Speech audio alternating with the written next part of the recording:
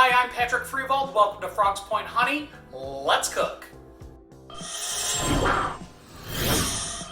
For this simple, delicious salad, you're going to need some watermelon, some strawberries, fresh basil, feta cheese, and balsamic vinegar.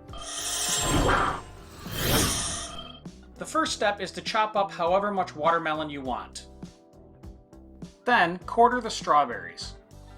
Next, chiffonade the basil. This is a fancy French word that just means stack the leaves, roll them, and then slice them up so that you get nice fine ribbons, like this.